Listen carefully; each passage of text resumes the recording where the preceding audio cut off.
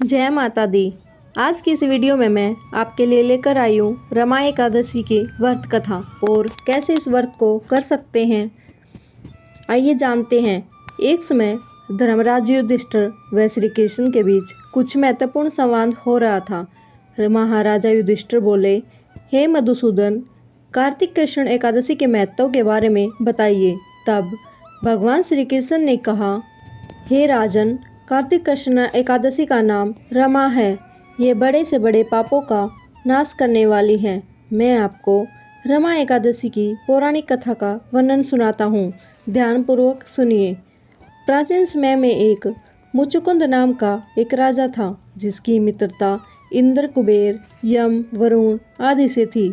यह राजा बहुत ही धर्मात्मा, विष्णु भगत और न्यायप्रिय था। राजा मुचुकुंद की एक कन्या थी, जिसका नाम चंद्रभागा था, जिसका विवाह चंद्रसेन के पुत्र शोभन के साथ हुआ था। एक समय शोभन ससुराल आया। उन दिनों पुण्यदायी रमा एकादशी आने वाली थी। तब व्रत का दिन समीप आ गया।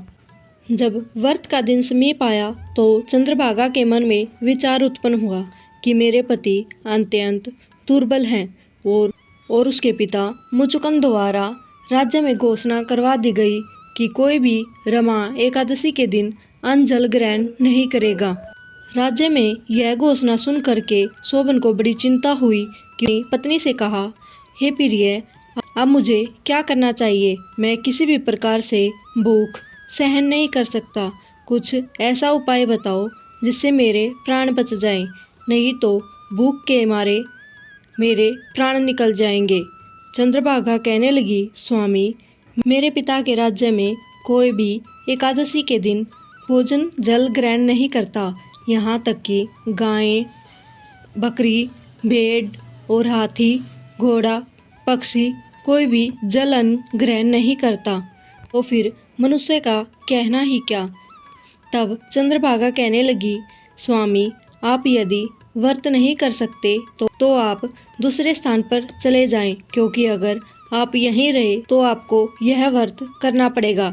ऐसा सुनकर शोभन कहने लगा, फिर तो अनिवार्य ही इस व्रत को अवश्य करूँगा और जो भाग्य में होगा वह देखा जाएगा। इस प्रकार का विचार कर शोभन ने व्रत रख लिया और भूख प्यास के कारण उसको अत्यंत पीड़ा होने लगी। जब सूर्य अस्त हो गया और रात्रि को जागरण का समय आ गया, उसमें सभी वैष्णवों की खुशी देने वाला था, परंतु शोभन को वह समय बहुत ही दुखदायी लगा, क्योंकि उससे जागरण नहीं हो रहा था। उसे भूख न बर्दाश्त होने के कारण कल सुबह होते ही शोभन के प्राण निकल गए। फिर राजा मुचुकुंद ने सुबह शोभन का सुगंधित लकड़ियों से दाह संस्कार करवाया, लेकिन चंद्रभागा ने अपने पिता की आज्ञा के अनुसार अपने शरीर को दाह नहीं किया और अपने पिता के घर में ही रहने लगी। रमा एकादशी के प्रभाव से शोभन को मंदराचल पर्वत पर एक धन धान्य से युक्त, शत्रु रहित एक सुंदर देवपुर प्राप्त हुआ। वहाँ बहुत ही सुंदर भवन रत्नों और स्वर्ण से निर्मित खंभों से बना था। अनेक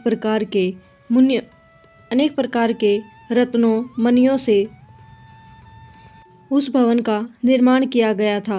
भवन बहुत ही बहुमूल्य प्रतीत हो रहा था। उस भवन में रत्नों से युक्त विभिन्न गंधर्व और अप्सराएं भी थी। सिंहासन पर शोभन ऐसे विराजमान हो रहा था मानो दूसरा इंद्र हो। एक समय मुचुकुंद नगर में रहने वाला शर्मा नामक ब्राह्मण तीर्थ करता हुआ घूमता फिरता उधर से निकला और उसने शोभन को पहचान लिया कि यह तो राजा का जमाई शोभन है। जब वह शोभन के पास गया तो शोभन ने भी उसे पहचान लिया और आसन से उठकर उसके पास आया। उसे प्रणाम करके कुशल होने का प्रश्न किया। ब्राह्मण ने उत्तर देते हुए कहा, राजा मुचुकुंद और आपकी पत्नी कुशल है, परंतु हे राजन, कृपा करके आप मुझे वृत्तांत बताएं। मुझे आश्चर्य हो रहा है कि इतना सुंदर नगर आपको कैसे प्राप्त हुआ। ऐसा नगर ना कभी किसी को प्राप्त हुआ और ना कभी किसी ने देखा। तब शोभन ने कहा, कार्तिक शुक्ल पक्ष की रमा एकादशी व्रत करने से मुझे यह सब प्राप्त हुआ है, परंतु यह सब अस्थिर है। शोभन ब्राह्मण से कहने लगा कि यह स्थिर हो जाए, ऐसा कुछ उपाय कीजिए। तब ब्राह्मण ने कहा, यह स्थिर क्यों नहीं है और यह स्थिर कैसे होगा, आप मुझे बताइए। तब शोभन ने कहा, मैंने रमा एकादशी का व्रत श्रद्धा रहित किया था, इसलिए यह सब अस्थिर है। यदि आप यह सब मुचुकुंद की कन्या चंद्रभागा को यह बता दें तो यह सब स्थिर हो जाएगा। यह सुनकर श्रेष्ठ ब्राह्मण ने अपने नगर की ओर प्रस्थान किया। लौटकर चंद्रभागा को सब कुछ वृत्तांत सुनाया। ब्राह्मण की बातें सुनकर चंद्रभागा बहुत प्रसन्न हुई और ब्राह्मण से कहने लगी, हे ब्राह्मण, यह सब बातें प्रत्यक्ष देखी हैं या फिर स्वप्न बता रहे हैं? बेटी, मैंने तुम्हारे पति को प्रत्यक्ष देखा है, साथ ही साथ किसी से भी विजय न हो ऐसे देवता के नगर के समान उनका नगर भी देखा है। और उन्होंने कहा है यह नगर स्थिर नहीं है, तो उसको स्थिर करने के लिए वह किस प्रकार इसका उपाय करना चाहिए। चंद्रभागा ने कहा, हे ब्राह्मण, तो मुझे वहाँ ले चलो, मुझे अपने पति के दर्शन करने की लालसा हो रही है। मैं ऐसा कुछ करना चाहती हूँ जिससे हमारा संयोग हो सके, क्योंकि वियोगी को मिलाना ऐसा महान पुण्य है। यह सुन सोम शर्मा चंद्रभागा को लेकर मंदराचल पर्वत की ओर चल दिया।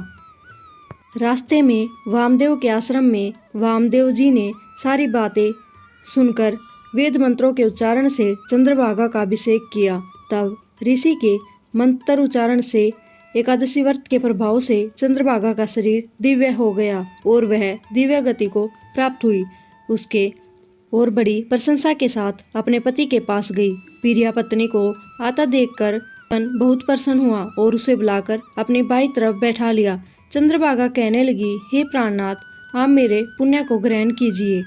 अपने पिता के घर में तब से 8 साल की थी, तब से रमा एकादशी के व्रत को श्रद्धापूर्वक करते आ रही हूँ। इस व्रत के प्रभाव से आपका यह घर स्थिर हो जाएगा और प्रलय आने तक भी ऐसा ही रहेगा। इस प्रकार चंद्रभागा सुंदर वस्त्रों और आभूषणों से सुसज्जित होकर अपने पति के साथ आनंद पूर्वक रहने लगी। राजन,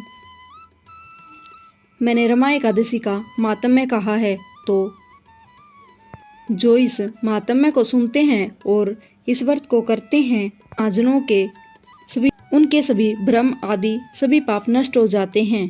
कृष्ण पक्ष की एकादशी और शुक्ल पक्ष की एकादशी एक समान है, इनमें कोई भेदभाव नहीं है, दोनों एक समान फल देने वाली हैं। जो मनुष्य इस मातम्य को पढ़ता और सुनाता है, उसके सभी पापों से छुटकारा मिल जाता है और विष्णु लोक की प्राप्ति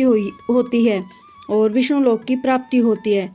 तो यह थी रमा एकादशी की व्रत कथा। आपको कैसी लगी कमेंट में ज़रूर बताएं और पहली बार हमारे चैनल पर आए हैं तो सब्सक्राइब करना न भूलें।